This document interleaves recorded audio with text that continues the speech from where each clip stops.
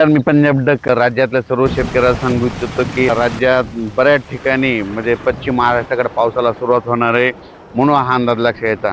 मग तो सांगायचं झालं तर पाऊस तुम्हाला एक सांगू इच्छितो.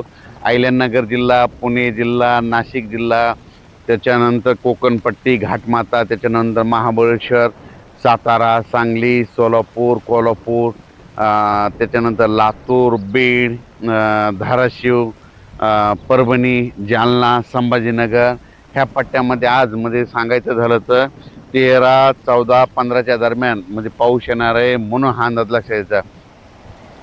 ज्यांची हळद असेल तर तुम्ही काय करा की तुमची हळद ह्या 3 दिवसामध्ये झाकून ठेवा, कारण की राज्यामध्ये सांगायचं झालं तर आता आज देखील पाहू शकता. मी पैठणला जाताना या ठिकाणी पाऊस पडलेला आहे. तर पैठणला जात असताना या ठिकाणी आष्टीकडे पाऊस पडलेला आहे आणि त्याच्यानंतर राज्यातल्या सर्व शेतकऱ्याला सांगितलं आज 13 तारखेला मात्र राज्यामध्ये बऱ्याच ठिकाणी पावसाचं आगमन होणार आहे, म्हणून हा अंदाज लक्षात घ्यायचा. म्हणजे हे पाऊस तुम्हाला सांगू इच्छितो की आजचा पाऊस मग पुण्याकडे पडणार आहे, नाशिककडे देखील आहे, अहिल्यानगर भागात देखील आहे, अकोले, जुन्नर, सिन्नर, त्याच्यानंतर कोकणपट्टीकडे आहे, कोकण घाटमाथ्यावर जरा जास्त पाऊस पडणार आहे, सातारा, सांगली, सोलापूर, कोल्हापूर, पुणे ह्या पट्ट्यात देखील चांगला पाऊस पडणार आहे, म्हणून हा अंदाज लक्षात. म्हणजे आज बऱ्याच ठिकाणी जवळजवळ सांगायचं झालं तर आज म्हणजे 13, 14 आणि 15 तारखेपर्यंत राज्यामध्ये पश्चिम महाराष्ट्राकडे जरा जास्त पावसाचा असणार आहे. ज्यांची हळद असेल, कांदा असेल तर तुम्ही काय करा, आज दुपारपर्यंत झाकून घ्या. दुपारनंतर राज्यामध्ये म्हणजे बऱ्याच ठिकाणी पश्चिम महाराष्ट्राकडे पावसाला सुरुवात होणार आहे, म्हणून हा अंदाज लक्षात यायचा. पश्चिम महाराष्ट्राकडे म्हणजे सांगायचं झालं जास्त पाऊस कोल्हापूर जिल्ह्यात पडणार आहे, कर्नाटककडे खूप पाऊस पडणार आहे, म्हणून कर्नाटकच्या शेतकऱ्यांनी देखील अंदाज लक्षात यायचा. म्हणजे सांगायचं झालं तर कर्नाटक मान्सून पूर्व पाऊस आहे. आणि सगळ्यात महत्त्वाचं, शेतकऱ्यांना शेतीचे कामे करून घ्या. आजच्यानं 24 दिवस पाऊस राहिलेला आहे, म्हणजे कंप्लीट 5, 6, 7 जूनच्या दरम्यान मान्सूनचा पाऊस येणार आहे.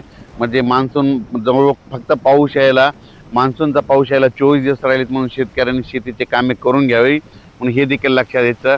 ज्यांच्या हळदी असेल समजा पश्चिम महाराष्ट्रातल्या देखील समजा सांगली जिल्हा, सोलापूर जिल्हा, कोल्हापूर जिल्हा, अहिल्यानगर, जुन्नर, सिन्नर, नाशिक, त्याच्यानंतर संभाजीनगर, जालना जिल्हा, परभणी जिल्हा, लातूर जिल्हा, धाराशिव जिल्हा, बीड जिल्हा, ज्यांच्या हळदी काय असेल तर तुम्ही आज काय करा, दुपारनंतर झाकण्याची तयारी ठेवा, कारण की दुपारनंतर राज्यामध्ये बऱ्याच ठिकाणी पाऊस येणार आहे.